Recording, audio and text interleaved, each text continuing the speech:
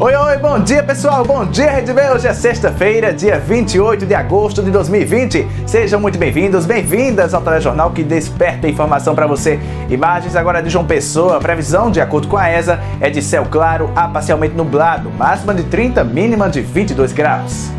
E os nossos repórteres já estão aqui posicionados. Hoje com a gente o Alan Nunes, Emiliano Gomes, Deise Ponciano e Valério Júnior e Paula Farias, que estão em um lugar diferente. Vamos começar com o Alan. Qual o seu destaque? Bom dia!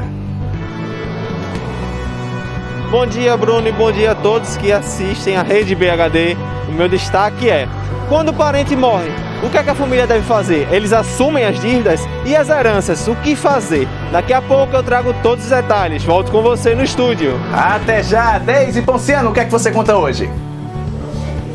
Oi Bruno, bom dia. Hoje nós vamos começar com um psicólogo que vai nos dar orientações para que os pais percebam os sinais de crianças que estão sendo abusadas. Daqui a pouco eu volto com mais detalhes. Até já! Emiliano Gomes!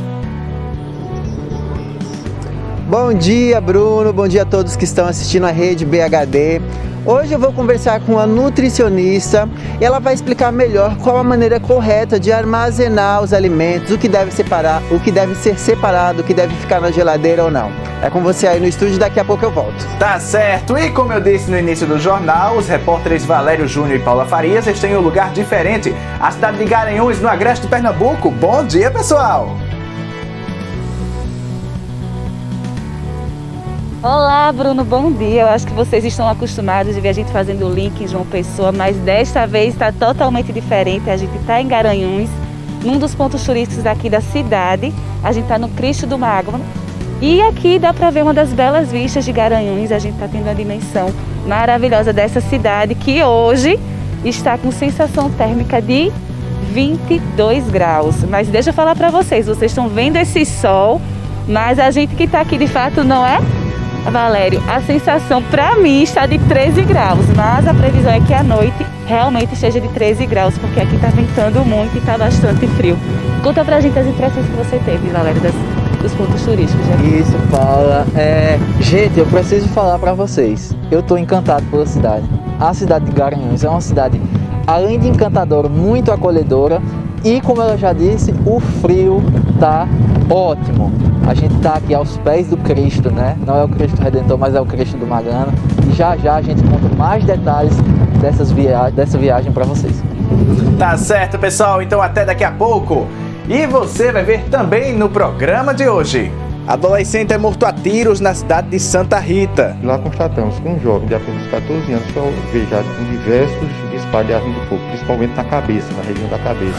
Você vai conhecer a primeira vinícola do agreste de Pernambuco, o Vale das Colinas. O empreendimento impulsionará o setor turístico e econômico da cidade de Garanhuns. Essa plantação é fruto de uma pesquisa realizada pela UFAP, com 10 variedades de uvas europeias. Na Paraíba, a cidade da Baía da Traição começa a retomar aos poucos a movimentação turística, mas os impactos foram grandes.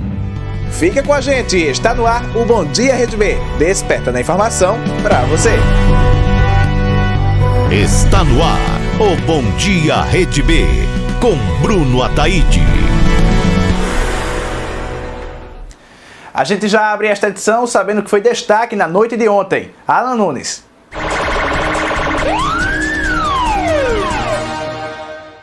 Um crime de execução foi registrado no início da noite desta quinta-feira no bairro de Marcos Moura, em Santa Rita. Um adolescente de apenas 14 anos foi executado com vários tiros no bairro de Marcos Moura. Eu estou aqui com o delegado Alexandre Fernandes, que vai contar mais detalhes sobre o caso. Delegado, o adolescente já foi identificado e quais circunstâncias que a Polícia Civil chegou ao local do crime?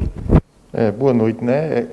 A Polícia Civil, a equipe plantonista, foi acionada pelo CIO por volta de 4 horas da tarde para atender essa ocorrência, lá em Marcos Moura, né?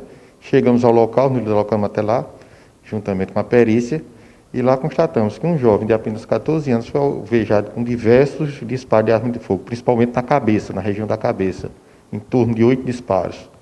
E as circunstâncias do crime ainda estão sendo investigadas, né? Porque estamos ainda fazendo um boletim de ocorrência e coletando as informações iniciais para dar seguimento às investigações. Delegado, familiares, vizinhos e conhecidos falaram sobre a questão do tráfico de drogas, se ele tem envolvimento com a criminalidade, até porque a idade é muito pequena e ele já foi assassinado desse jeito com vários tiros na cabeça? Bem, a informação que nós tivemos lá no local é que ele era usuário de drogas, né? A mãe esteve lá no local, mas não nos forneceu muitas informações, porque a mãe morava no Altas Populares, ele morava junto com a mãe e há pouco tempo tinha se mudado para Marcos Moura.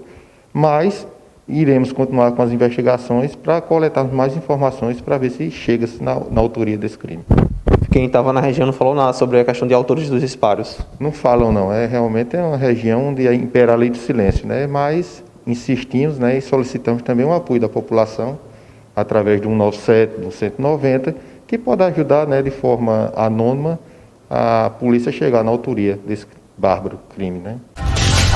Um foragido da justiça de 23 anos foi preso na noite desta quinta-feira em João Pessoa. O suspeito, que responde ao crime de roubo, estava em regime aberto, mas com a tornozeleira eletrônica desligada. O criminoso ele foi detido após rondas do batalhão de motos na comunidade Gauchinha, que fica no bairro do Costa e Silva, zona sul da capital. Nós estávamos em rondas quando nos deparamos com um grupo de indivíduos e dentre eles se encontrava esse rapaz aí que estava com tornozeleira e chamou nossa atenção o fato dela estar desligada. Mantivemos contato com o Copem e, na ocasião, eles nos informaram que ele se encontrava foragido, respondendo a 2 processos, um 57 na comarca de Mamanguape e uma associação em Bahia. Conduzindo para a delegacia para ser tomadas as medidas cabíveis aí quanto a ele. Em liberdade condicional desde o começo da pandemia, em março, o presidiário no semiaberto desabafou sobre a tentativa de seguir um caminho sem erros. Não faz nada de errado não, nem traficando, nem matando, nem armado, nem tirando sossego de ninguém não. Ao contrário aí, ninguém vai falando de mim não. Só porque a tornozeleira estava descarregada? É, porque a pessoa tá na tornozeleira, né? Mas eu vivo, ó, minha mãe, como é que é aí? Minha mãe, ó, aquela lixada aí, ó, de trabalhar aí, que eu vivo é trabalhando para dar de comer as minhas filhas. Não vivo traficando, nem tirando sossego de morador não. Tô aí, né, para pagar pelo meu erro aí, né? E depois de pagar pelo erro, vai se arrepender e voltar à vida correta? Já mais do que eu já paguei aí, sem nem estar errado aí, pagando pelo erro dos outros. Né? Seja o que Deus quiser aí, né? Tá na mão do Senhor. Vamos voltar a falar com os repórteres Valério Júnior e Paula Farias, que estão na cidade de Garanhuns, no agreste de Pernambuco. Eles estão produzindo reportagens especiais por lá. Oi, pessoal, bom dia novamente. Voltamos, Bruno, aqui da cidade de Garanhuns, aos pés do Cristo. Como eu falei, não é o Cristo Redentor, é o Cristo do Magano, tá? É um dos pontos turísticos aqui da cidade. Fica em uma das 7 colinas de Garanhuns, como se diz. O Cristo do Magano ele está a mais de 1.030 metros de altitude, no caso, acima do nível do mar. Aqui encontramos turistas, né, pessoas que estão conhecendo aqui a região, aproveitando esse clima frio. Paula Farias aqui já vai conversar com eles. E, pessoal, eu tenho certeza que eles estão gostando, porque o clima aqui é muito gostoso, é maravilhoso. Nós que passamos essa semana aqui conhecendo a cidade, também aprovamos, não é? Pessoal, qual o nome de vocês? Eu me chamo Wendel. Eu sou o Alex. Alex, vocês vieram conhecer aqui a cidade? Já conheciam? Como é? Eu sou recifense, eu já me sinto em casa aqui. Acho que é a minha 3ª vez que eu venho pra cá. Sempre venho pra cá a trabalho. Tô aqui a trabalho. E, porra, a cidade aqui é maravilhosa, cara. Um frio gostoso. Nem parece, muito diferente da capital. Eu tô vindo com ele, tô vindo a primeira vez e tô achando maravilhoso. Um clima bem gostoso, bem parecido com o clima do Rio Grande do Sul. Bruno, é como o Valério falou, né? Aqui o clima é bem frio. A gente tá aqui agora no parte de baixo do Cristo do Magano. A gente encontrou eles, conversou um pouco, né? O que tá achando? Já visitou outros pontos turísticos aqui de Garanhuns? Já sim, eu fiquei aqui bastante tempo. Ano passado, acho que eu fiquei uns 3 meses a trabalho. Aí eu consegui conhecer o Relojoeiro, tem o castelo também do Capão, aí tem aqui, tem muito ponto legal. A noitada também aqui é muito boa. Você é de Pernambuco, né? E ele é de Recife, e você é de Natal. E o que você está achando de Pernambuco? Quais as suas impressões? Estou achando maravilhoso, estou acompanhando o cara que está sendo meu guia turístico aqui, que eu não conheço nada. Foi em Porto de Galinha, foi em Boa Viagem, Litoral Sul, Litoral Norte, Itamaracá. O cara é mais recifense do que eu, mano. E depois daqui, pretende voltar para a cidade ou também conhecer outros pontos turísticos? Então, a gente trabalha viajando, a gente é representante. Então a gente sempre tem essa oportunidade de conhecer lugares bacanas. Já que a gente está no lugar, a gente aproveita os pontos turísticos para sair conhecendo. Então, obrigada, aproveitem a cidade. Bruno, a gente agora volta com você no estúdio e também eu tenho que dizer, eu tinha esquecido, a gente está preparando uma reportagem especial, Valéria vai falar um pouco sobre a cidade e eu vou falar sobre a vinícola Vale das Colinas e agora eu volto com você, Bruno. A gente vai chamar agora a reportagem especial produzida por Paula Farias, vocês vão conferir a partir de agora. A beleza natural da vinícola Vale das Colinas chama a atenção dos visitantes já na chegada.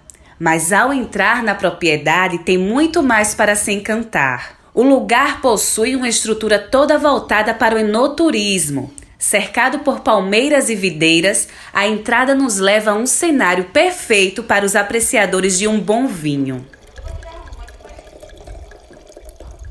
Foi em 2013 que a primeira vinícola do Agreste de Pernambuco começou a produzir bebida, fruto de uma parceria entre a Embrapa Semiárido, a Universidade Federal do Agreste de Pernambuco, o FAP, e o Instituto Agronômico. A pesquisa ela começou em 2013, né,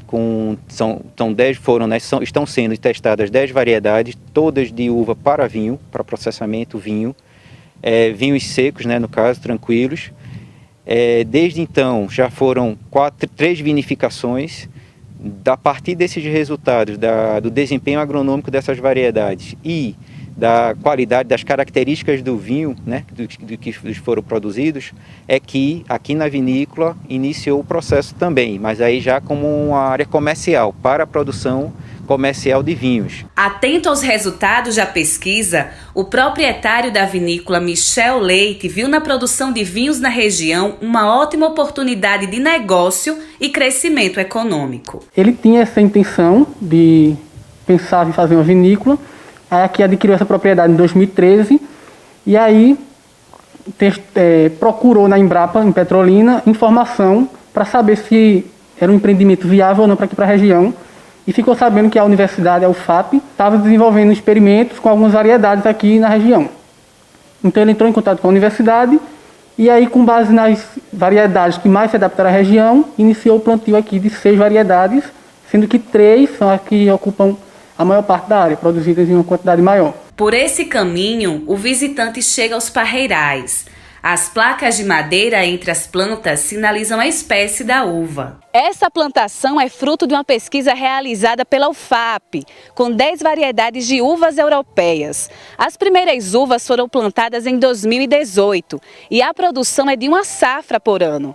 Da poda à colheita são aproximadamente 140 dias. Aqui o plantio iniciou em 2018, né? A primeira colheita aconteceu entre dezembro e janeiro de 2020 e o processo de vinificação está acontecendo agora, né? Durante esse primeiro semestre é que essas uvas estão sendo vinificadas para a produção do vinho. O microclima de altitude e o solo foram indicadores favoráveis à cultura da uva nessa região.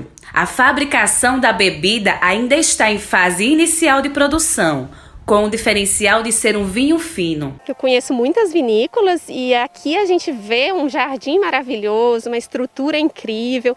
É o fato do terroir mesmo, né, das características edafoclimáticas muito particulares.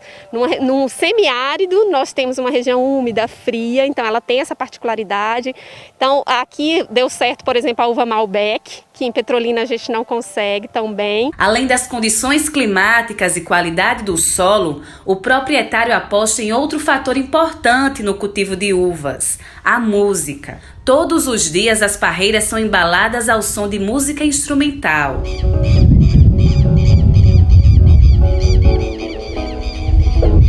Os trabalhos que comprovam uma diferença na qualidade dos vinhos, uma melhora, na verdade, uma diferença positiva. Para muita gente pode parecer muito subjetivo, mas a gente sabe que não é aquela alteração, algo tão significativo que você vai ver assim como uma modificação super expressiva. Mas, por exemplo, você está trabalhando com frequências de ondas sonoras que a gente sabe, os estudos mostram que pode influenciar na visitação de determinados insetos. Então, a partir do momento que você influencia, que você consegue atrair determinados insetos, aumentar a visitação dele naquela área, você também agrega qualidade, modifica a qualidade daquele produto, daquela uva que está sendo produzida naquela área, e isso aí influencia na qualidade final do vinho. Influenciando ou não no sabor do vinho, a trilha sonora que ecoa no ambiente torna a visita ainda mais prazerosa. Além de contemplar os belos vinhedos, os visitantes podem aproveitar o espaço para relaxar. É muito legal, nem parece que a gente está dentro de Garanhuns. Muito bom mesmo, lindo. Experiência indescritível, um lugar que a gente acha que nem imagina estar na cidade de Garanhuns. Algo que vai ser muito positivo para a gente aqui do setor de Garanhuns e perfeito, bom demais. Uma experiência única, né? Assim, estou encantada com o espaço.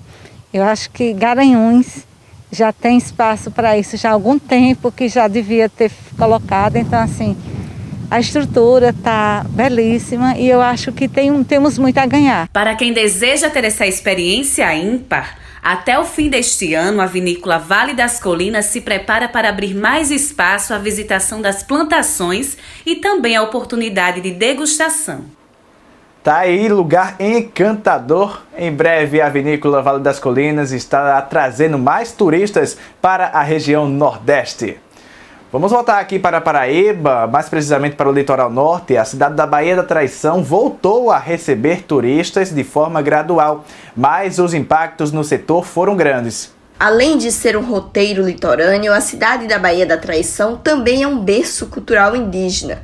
O artesanato e a agricultura são as principais fontes de renda dos moradores locais. Desde março, quando começaram as medidas de isolamento social no Brasil, as atividades foram suspensas por tempo indeterminado.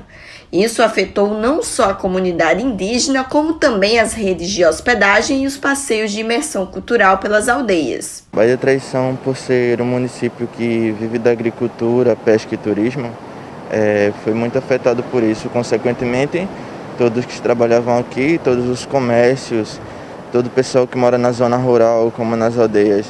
Eu, como indígena potiguara, senti muito esse impacto e senti muito pelas pessoas que foram impactadas nisso, né? As medidas de segurança, além de evitar o contágio, foram uma forma de preservar a saúde dos anciões das aldeias. No entanto, após 5 meses e ainda com um crescente número de casos na região, as atividades já começaram a ser retomadas. Breno Xavier é proprietário do Paraíso Unicauai, que une a hospedagem aos passeios de imersão cultural.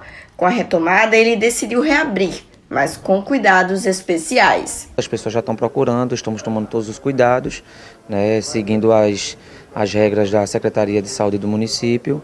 E o pessoal tem procurado e tem retornado para cá. Já o Índio Severo é artista plástico e se mantém com as vendas de suas obras. Ele retrata o cotidiano indígena através do trabalho e espera que com a volta dos turistas as vendas retornem o ritmo de antes. Para mim não foi fácil não, viu? Porque foi assim, eu fui uma das primeiras pessoas aqui a me tocar quando eu vi esse alastramento da pandemia no mundo todo. E botei uma placa aqui na frente e proibindo a entrada de pessoas aqui. Foi um período muito difícil para nós, tá certo? Porque eu fiquei 5 meses aqui sem vender nada, e as contas chegando e a gente não tinha como arrumar dinheiro para manter, mas deu tudo certo e levantamos a cabeça. A produção dos beijus e tapiocas também estagnou. Angelina conta que teve que dispensar as companheiras de trabalho porque não tinha quem vender os produtos. Quando começou a pandemia, tudo parou. Então, já para você ter uma noção no que o turismo parou, então, em consequência, veio as contas para pagar. O que a gente comprou, a maioria foi um desperdício, porque muito coco, muita massa de mandioca, não tivemos para quem oferecer, para quem vender. Quem trabalhava exclusivamente com artesanato teve que conseguir uma renda alternativa. A produção de doces caseiros e máscaras de proteção foi uma saída para a situação. Tivemos que repensar, recriar, refazer e valorizar ainda mais e aumentar a nossa força do dia a dia, tirando o prejuízo do artesanato e colhendo outra história, né? Como criar o projeto do doce, né? Substituindo projeto de máscara, que nós também recebemos apoio. Nem todos os lugares foram abertos, como alguns locais para banho, visitas às aldeias ou até mesmo estabelecimentos comerciais. Esse camping, por exemplo, localizado em uma das 33 aldeias da Baía da Traição, ainda não retomou as atividades. Posso dizer que foi uma surpresa para todo mundo, né? Não é só para mim. E tivemos que se adaptar, né? De fato, fechou totalmente.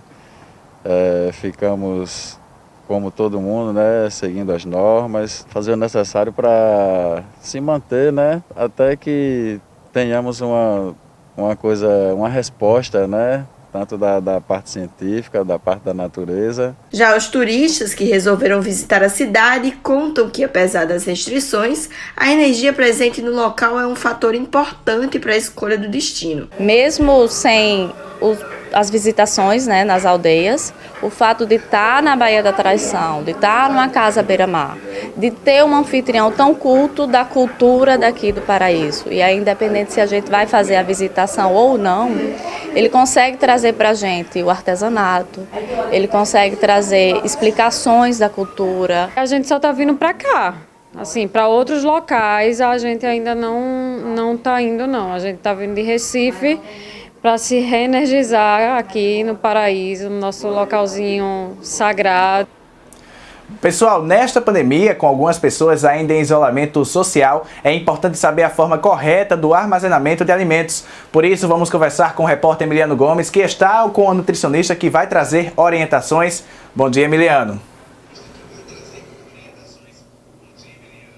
Bom dia, Bruna, é isso mesmo, estou de volta aqui para trazer mais detalhes do que eu já tinha adiantado para você. Estou aqui com a doutora Maiara, ela é nutricionista, e ela vai explicar um pouquinho para a gente dessa importância, né, de armazenar os alimentos corretamente, o que deve ficar na geladeira, o que não deve. E aí, doutora Maiara, quais são essas dicas que a gente deve seguir?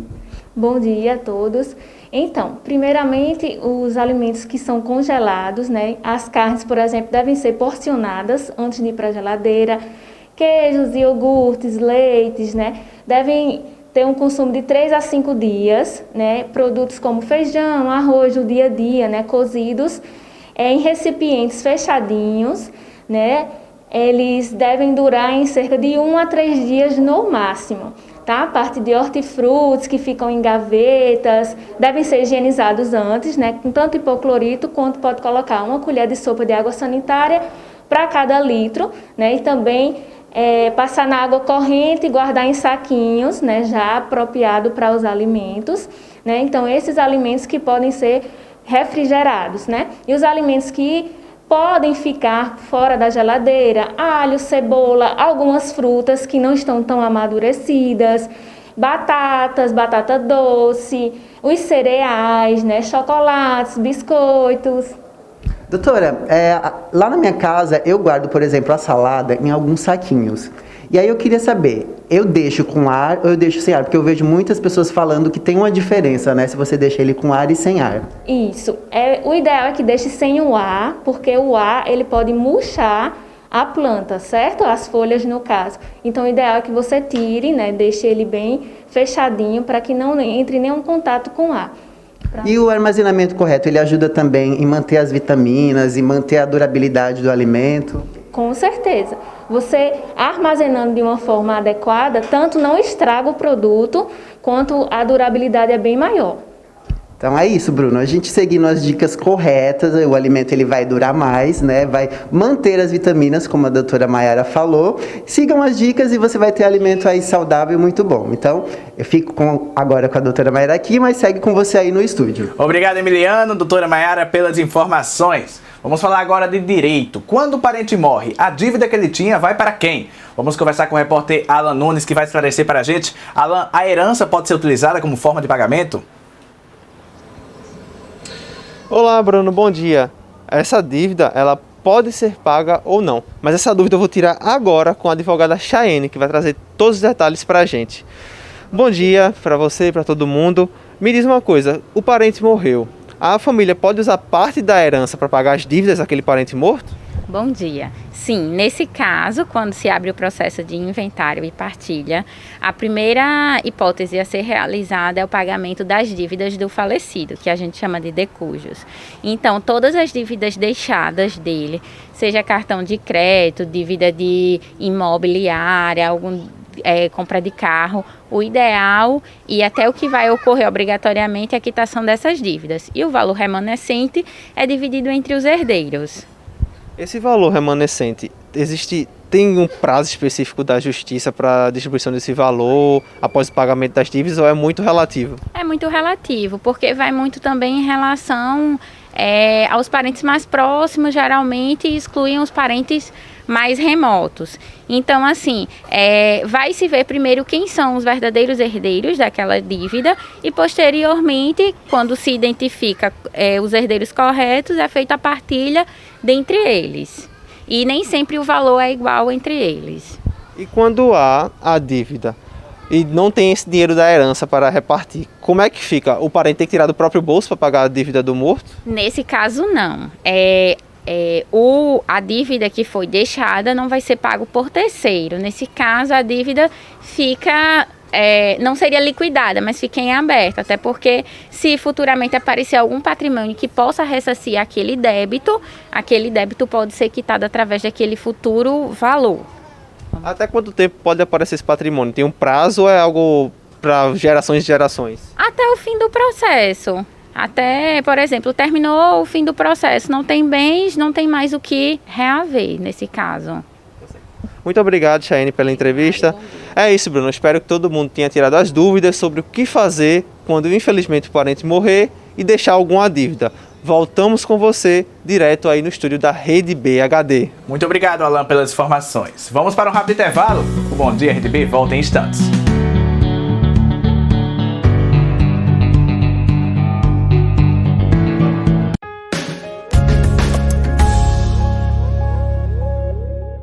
Não é só informar, não é só entreter, é conversar com você, é receber você na nossa casa e, ao mesmo tempo, você nos receber na sua.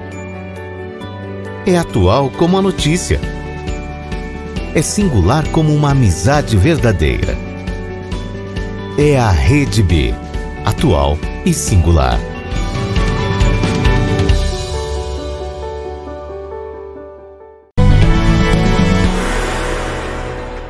Bom dia, Rede B de volta. Apesar da flexibilização, a Europa está seguindo medidas rigorosas de saúde no setor de turismo. Vamos conversar com o Lucas Fischer, que está em Londres e tem novas informações. Muito bom dia, Lucas. Olá, Bruno. Olá, Rede B. Estou aqui em Londres, no Rio Tamisa, e vou falar sobre as complicações de viajar na Europa durante a pandemia. O dia que eu cheguei aqui em Londres, eu sabia por coincidência que a Escócia não mais aceita turistas da Suíça. Aliás, quem entra tem que passar 14 dias na quarentena. Claro, eu quis passar 4 dias na Escócia, isso é impossível para mim. Então, eu precisava cancelar minha continuação da viagem para a Escócia. Cancelar voos, remarcar, cancelar hotéis, cancelar carro de aluguel, tudo a meu próprio custo. Então, é bem complicado agora viajar na Europa e é imprevisível o que vai acontecer, onde eu posso entrar, onde eu não posso entrar. Então, mas valeu a pena ver Londres e aqui ainda estou aceitado pelo governo britânico. Mas amanhã eu voltarei para a Suíça. Então, isso é uma reportagem exclusiva para a Rede B de Londres, na Inglaterra, do correspondente internacional Lucas Fischer. Obrigado, Lucas, pelas informações. Um caso que chocou o Brasil foi o da menina de 10 anos que ficou grávida após ser abusada pelo tio. Hoje vamos falar sobre os sinais que as crianças podem dar caso estejam vivenciando uma situação semelhante. Daisy, a mudança de comportamento é algo que deve ser observado pelos pais, né? Isso mesmo, Bruno. É importante que os pais estejam atentos e por isso nós vamos conversar com um psicólogo para falar sobre esses sinais, né? Geralmente uma criança que ela está sendo abusada, por mais que ela não fale a situação, porque tem todo o medo, né? Toda uma questão envolvida, ela apresenta sinais sim. Isso. Até porque muitas vezes esses abusos ocorrem dentro da própria família, por parte desses familiares. Quando a gente vai analisar quais são os sinais que uma criança que tem sofrido abuso sexual ela apresenta, nós temos de sinais mais óbvios, como marcas físicas. Quando o pai vai dar banho na criança, pode ver alguma lesão nas regiões genitais, marcas no corpo de agressão de forma geral, e outras mais comportamentais menos óbvias. Então, mudanças abruptas no comportamento. Aquela criança que se vestia de um jeito, de repente começa a apresentar uma negligência com a própria aparência. Teor dos desenhos com cunho mais sexual. Então, aquela criança começa a desenhar órgãos genitais, cenas de sexo, mais explícita mesmo. De repente, a criança começa a chegar com brinquedos, presentes, que os pais não sabem de onde vem. Também pode ser um sinal característico. O linguajar também é muito importante. Aquela criança, ela traz frases, ela traz algum conteúdo que não está muito adequado para aquela faixa etária. Então, é muito importante a gente identificar esses sinais e buscar uma orientação. Por quê? Muito do que eu falei agora também faz parte, por exemplo, da puberdade. Uma coisa que aconteceria normalmente, né? Então, sempre busque um profissional adequado, que geralmente vai ser aí o psicólogo infantil, que vai conseguir orientar aí os pais a identificar e dar um ambiente de liberdade para essa criança, que ela possa conversar mais abertamente sobre os abusos que ela tem sofrido. Então, vale salientar que os pais, eles têm que prestar atenção nas atitudes dos filhos, né? Porque com a rotina, muitas vezes, acaba não percebendo, né? Isso, muitas vezes se deixa passar algumas coisas assim, gritantes e grotescas, né? Por isso que eu digo que esse papel não é só dos pais, mas também da escola e da sociedade de forma geral. Então, observar o desenvolvimento dessa criança, como ela tem se comportado, se o humor dela tem mudado muito. É muito comum a alteração do humor, sentimentos de culpa, isolamento social. Tudo isso, entre várias outras coisas, né, como eu citei anteriormente, são sinais de alerta. Claro que assim, não necessariamente quer dizer que está ocorrendo um abuso, mas é bom investigar, porque, só para você ter noção, 70% dos casos de abusos, ele ocorrem dentro da própria família. E 40% estima-se que é feito por crianças, por adolescentes também, por pessoas de menores. Então, às vezes, até naquele próprio grupo social de iguais, né, ocorre o abuso, porque uma criança que foi abusada, ela pode tentar replicar aquilo, já que ela naturaliza o ato, né, a violação que ela sofreu. Por isso que é bastante importante, não só a família, né, mas a sociedade de forma geral, prestar atenção nesses sinais, nesses casos, que assim, tem sido um problema bastante sério, que eu diria assim, de saúde pública, né? Porque gera consequências psicológicas, às vezes aí para o resto da vida dessas pessoas. Verdade, muito obrigada pelos esclarecimentos. Bruna, eu volto com você aí no estúdio e vale lembrar, né, prestar atenção e cada um fazer a sua parte e colaborar, né, para que casos como esse não aconteçam. E se você souber de algo assim, denuncie. Muito obrigado, Deise e Victor Nóbrega, pelas informações. E o Bom Dia Rede B de hoje vai ficando por aqui. Muito obrigado pela sua audiência. Semana que vem tem mais. Tchau, tchau.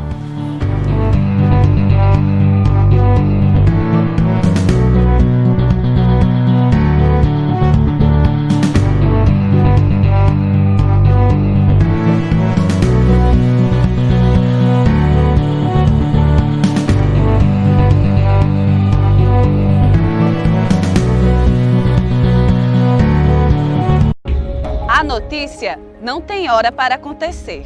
Por isso, nossa equipe está atenta aos principais fatos que irão virar notícia. Seja nas primeiras horas do dia, quando tudo começa. Ou no final da noite. Estamos nas ruas em busca do jornalismo autêntico e de qualidade. Para você ter uma boa noite com os principais destaques do dia. E um bom dia despertando a informação para você. Rede B HD. Jornalismo autêntico.